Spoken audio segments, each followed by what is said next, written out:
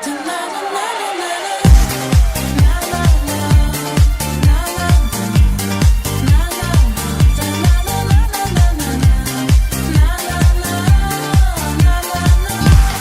people, tudo bem com vocês?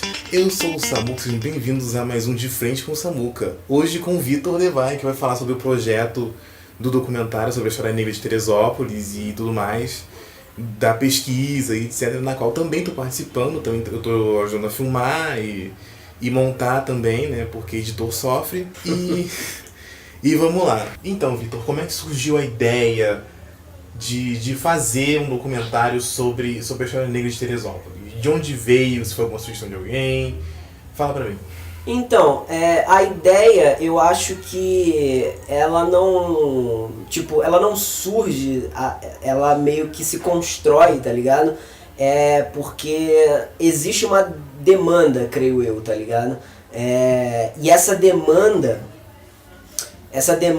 ela aparece justamente da necessidade de você construir uma outra história, tá ligado? Ou pelo menos recuperar uma história que é uma história que muitas vezes foi perdida ou que foi enclausurada, que foi com muitas tentativas. Ela é uma história que a galera que tem poder tenta a todo custo esmagar ela, entende? Tipo, tem uma frase que diz que a história dos vencidos ela sempre acaba de alguma forma sendo pilhada pela galera que detém o poder, e no caso a gente está falando da história, justamente da história oficial, sabe? Essa história que venceu é a história oficial, é a história branca. De que Jorge Marx teria... Exatamente, do Jorge Marx. E tal. Da galera, dos brancos colonizadores, no caso. A gente sempre a gente ouve a história do branco colonizador, sempre sobre essa perspectiva. Em Teresópolis, isso é muito forte no sentido de que as cidades serranas, creio eu, isso é muito forte porque existe essa aura de cidades europeias, né? Que como se fossem cidades europeias, porque Teresópolis foi colonizado pelos ingleses, Nova Friburgo pelos suíços, Petrópolis pelos alemães, e muitas vezes a galera e o poder público esquece que aqui tinham fazendas com escravos, aqui tinha quilombos pela serra, existiam quilombos, no pé da serra existiam quilombos, então existe uma história de resistência negra, sabe? Existe uma história de ocupação negra, sabe? E a gente sabe que quem fundou mesmo o país, quem foi a mão de obra que levantou tudo, são realmente os negros, os indígenas, e é justamente essa galera que não tem, que muitas vezes não tem essa progressão no sentido. Por exemplo, você pergunta para uma família clássica de fazendeiros, tradicional de fazendeiros, quando eu digo fazendeiros, de latifundiários, de donos de terra, eles têm sempre muito bem definido, muito bem desenhada a árvore genealógica, o quadro das famílias, entendeu? Aquela coisa bem, tipo, da história, sabe? Tipo, parece que você tem esse prosseguimento da história, mas quando você vê, por exemplo, de uma família que é descendente de escravos, moradora de favela, às vezes você vê que existem rombos, entendeu? Nessa história. As pessoas não conhecem seus descendentes e tal. A tradição oral, ela foi tipo esmagada, sabe, em certo sentido. Só que essa galera resistiu, saca? Tipo, essas histórias resistiram. O Brasil é um país afro, sabe? Tipo, e a Serra também é uma região que tem cultura afro, que tem descendentes de escravos, E Teresópolis tem muitas comunidades, por exemplo. A gente tá no São Pedro hoje. E justamente essa demanda, sabe? Porque o teresopolitano conhece pouco a sua história, sabe? O teresopolitano conhece pouco a sua história. E ainda menos as histórias que concernem justamente a essa outra parte, tá ligado? A parte da galera dos escravos, da galera que resistiu, dos quilombolas, dos indígenas. A gente tem essa perda, a gente tem esse rombo histórico, e a única coisa que a gente lê nos livros é justamente da Fazenda Jorge Marti, das fazendas dos grandes latifundiários, como se fossem os grandes colonizadores e tal, mas por aqui perambulou muita gente, sabe? Por aqui perambulou muitas diversidades. E o filme não é tanto um filme histórico, sabe? O filme não é tanto um filme histórico, mas ele é mais uma necessidade de você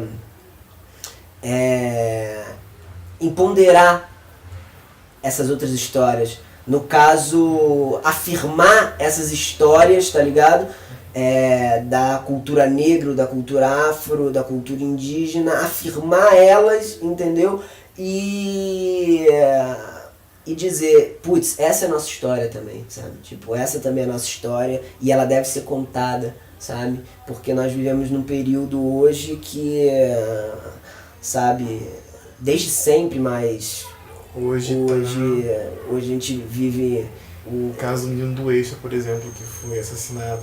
Sim, tipo, isso tudo são reflexos de uma cultura racista e de uma história de escravidão durante séculos, sabe?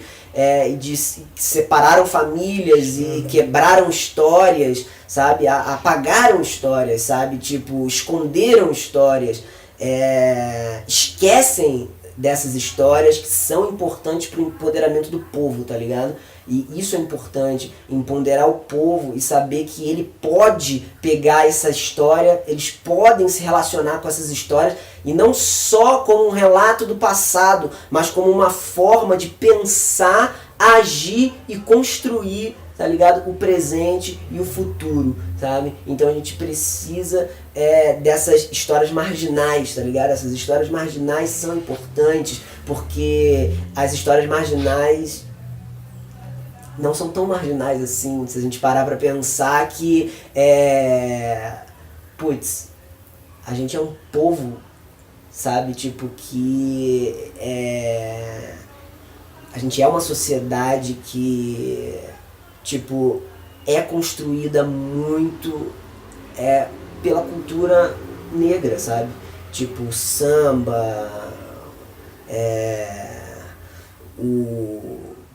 tudo basicamente, sabe? Tipo, a nossa vida gira em torno disso e às vezes a gente não sabe dessas histórias que devem ser contadas, que são importantes. E a ideia do filme é basicamente isso, confrontar uma história que tem na Serra do colonizador Jorge Marti, do colonizador inglês, do colonizador europeu, do colonizador branco, que tem escravo e que chega e diz que os escravos gostavam de trabalhar para eles, não é?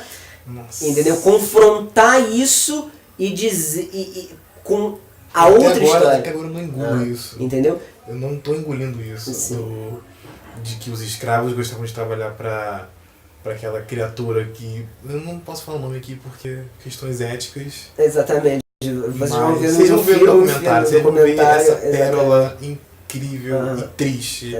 Um retrato triste do nosso país. Eu me senti ferido quando eu ouvi isso. No caso, tipo, é um discurso que tá na boca, tá ligado? Dessas pessoas, sabe? Que diz que... É tudo vitimismo. Vitimismo, tipo, essa história do vitimismo é um lance, tipo, também que vem da história, tipo, de, por exemplo, de querer amansar a escravidão, como se a escravidão fosse, aqui tivesse sido uma parada branda, que na verdade o negro tinha mais mobilidade social. Existe esse discurso, sabe? E Só que, putz, a história negra, a história indígena é uma história de resistência, sabe? E como uma história de resistência, e como uma cultura de resistência, como uma cultura que foi marginalizada, que foi criminalizada, ela tem potencial realmente transformador e realmente revolucionário, entende? Então, confrontar essa história, mesmo que seja em um ponto específico, no caso a Serra Teresopolitana, ali Magé, sabe? É uma parada, o nosso documentário é pontual, porque a gente não tem recurso, a gente não tem negócio para ampliar uma pesquisa a nível nacional, mas mesmo assim a gente pode, tipo,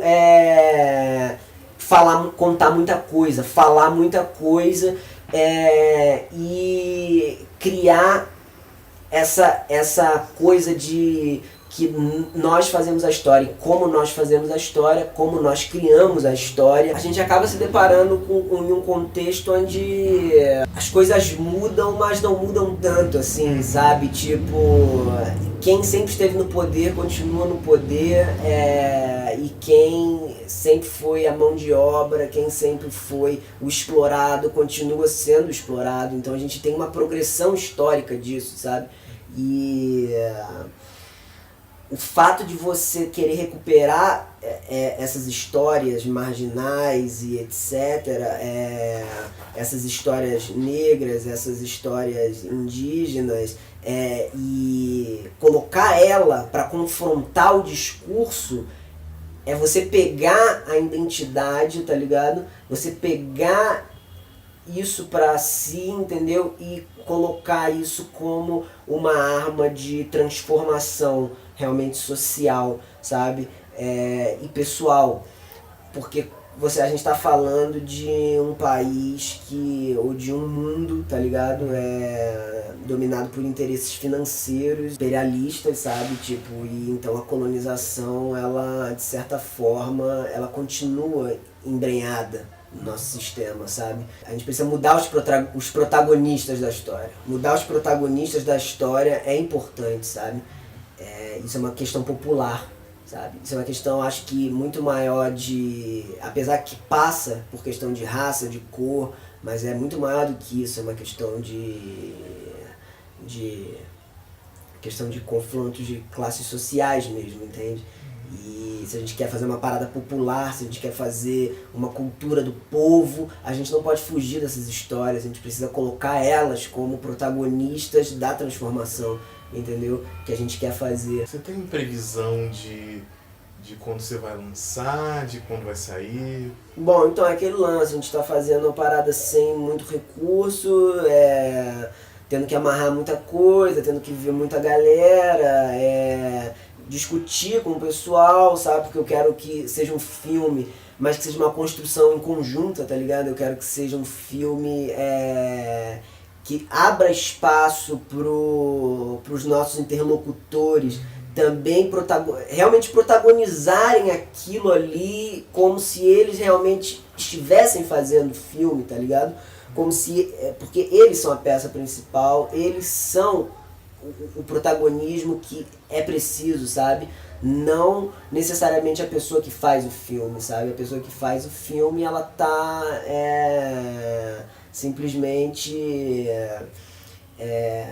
buscando algo, tá ligado? Tá buscando a história, sabe? Mas quem conta a história, quem cria a história, sabe? Tipo, não é só a galera que tá por trás da câmera, mas também é a galera que está interlocutando, são os interlocutores, entendeu? Então eles são um espaço importante, então nesse caso a gente está indo sem pressa, sabe?